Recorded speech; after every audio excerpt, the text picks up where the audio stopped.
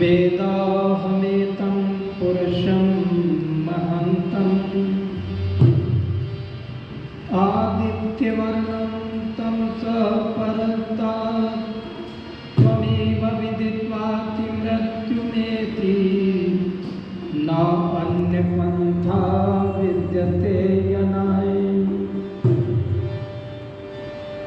जिस तरह अग्नि का 16 संग में मौजूद है, उसी तरह परमात्मा हर रंग में मौजूद है,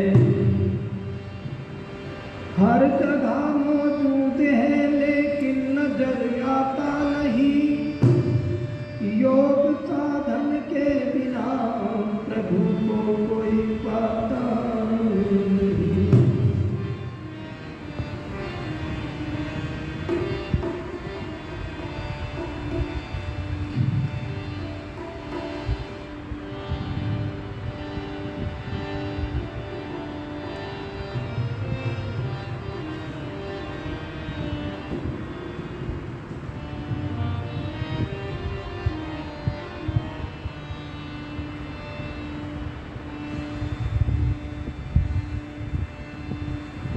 भगवान जैसा कोई नहीं, भगवान जैसा कोई नहीं, भगवान जैसा कोई नहीं। वो तो जहान में सबसे बड़ा है, कोई नहीं, भगवान जैसा कोई नहीं। वो तो जहान में सबसे बड़ा है, भगवान जैसा कोई नहीं, भगवान जैसा कोई नहीं, भगवान जैसा कोई नहीं, भगवान जैसा।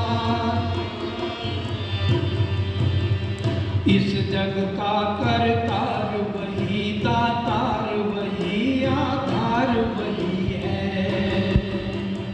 इस जग का करतार वही, दातार वही, आधार वही है। मात पिता बंधु व सखा सारे जग का भरतार वही है। निर्बलों अनाथों का भी वही आसरा है, भगवान जैसा कोई नहीं, भगवान जैसा कोई नहीं। वो तो जहान में सबसे बड़ा है, भगवान जैसा कोई नहीं, भगवान जैसा कोई नहीं। जब सब रिश्तेदार छोड़कर प्यार अगर मुंह मोड़ चुके हों, जब सब रिश्तेदार छोड़कर प्यार अगर मुंह मोड़ चुके हों, तुझ पर संकट काल बिगड़े हाल समझ कर छोड़ चुके हों।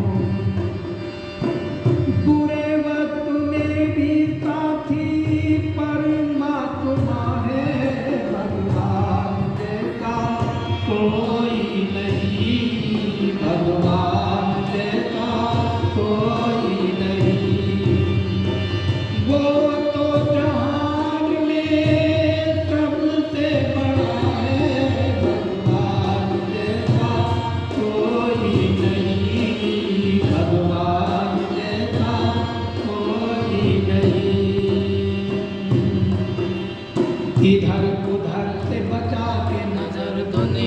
में अगर कोई पाप करेगा। इधर उधर से बचा के नजर दुनिया में अगर कोई पाप करेगा। देख रहा कण कण में बसा प्रभु उसकी नजर से बच न सकेगा। जिसे वो न जाने ऐसा दुनिया में क्या है, भगवान जैसा कोई नहीं, भगवान जैसा कोई नहीं। वो तो जहान में सबसे बड़ा है, भगवान जैसा कोई नहीं, भगवान जैसा कोई नहीं। छल से रहित व्यवहार में सच्चा प्यार अगर मंजूर नहीं है। छल से रहित व्यवहार में सच्चा प्यार अगर मंजूर नहीं है। बहुत निकट भगवान अरे नादान प्रभु कुछ दूर नहीं है। ओ पथिक जो बुलाए उसको वो भी ढूंढता है, भगवान जैसा कोई नहीं, भगवान जैसा कोई नहीं। वो तो जहान में सबसे बड़ा है, भगवान जैसा कोई नहीं, भगवान जैसा कोई नहीं। वो तो जहान में सबसे बड़ा है, भगवान जैसा कोई नहीं, भगवान जैसा कोई नहीं, भगवान जैसा कोई नहीं। प्रभु के जैसा कोई नहीं, भगवान जैसा कोई नहीं।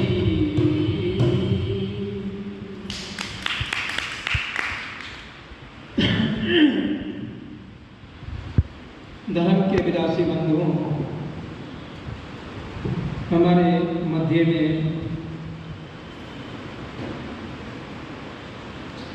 आर्य भद्र पुरुषों, हमारे मित्र वर्ग चेतराम सैनी जी, भाई अविनाश आर्य जी, हमारे ब्रह्मचारी, मेरे साथ संगति करने मास्टर जी, आज समाज के सभी पदाधिकारीगण, भाई राजवीर सोनी जी, जहाँ तक मेरी आवाज़ जा रही है सभी सुनते हुए प्रबुद्ध श्रोताओं। मनुष्य का जीवन बहुत ही उत्तम चोला परमात्मा ने दिया।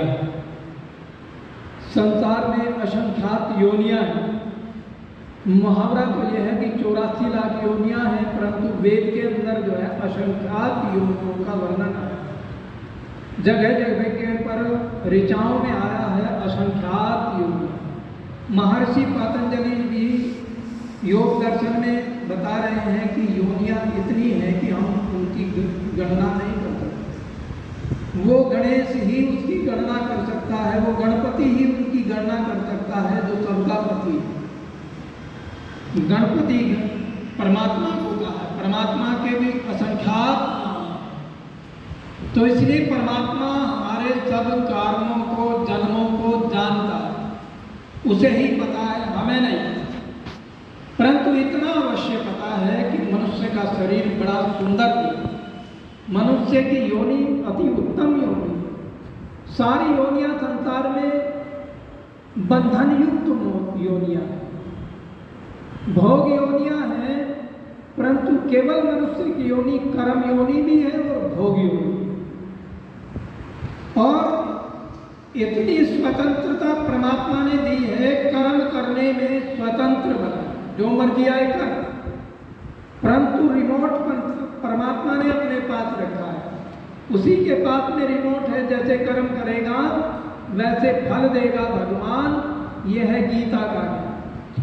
अवश्य में कृतम क्रम शुभात्मा, अवश्य में भोक्तव्यम कृतम कर्म शुभात्मा। जो भी हम कर्म करते है उनको भोगना पड़ता है। चाहे अशुभ कर्म करते हैं उसका फल जो है दुख मिलता है, और शुभ कर्म करते हैं तो उनका फल सुख मिलता है।